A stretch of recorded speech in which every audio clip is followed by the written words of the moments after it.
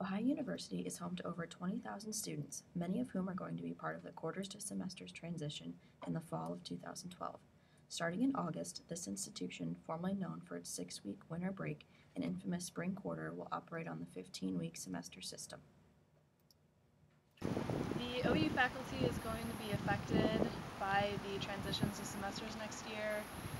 With the amount of work the professors are going to have to put into changing all their curriculum around and structuring everything so that they can cover more material in an extended amount of time, but at the same time a shorter amount of time. Okay. I have this one professor that's really mad about switching from quarters to semesters because he has to revamp his whole class.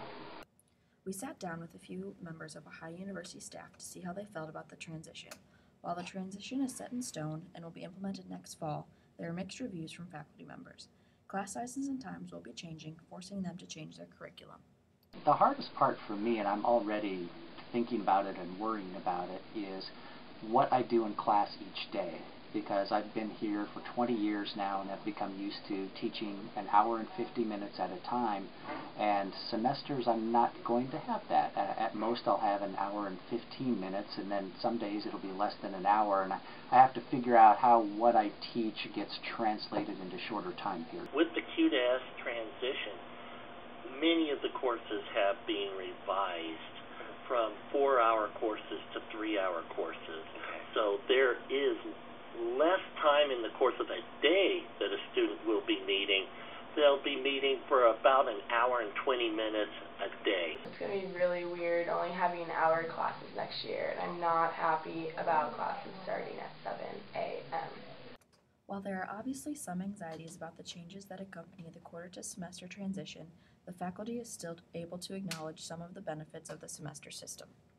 The biggest benefit for students is reduced stress.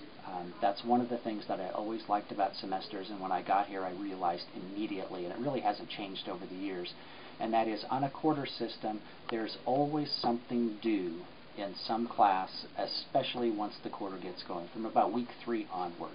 It seems like there's always something.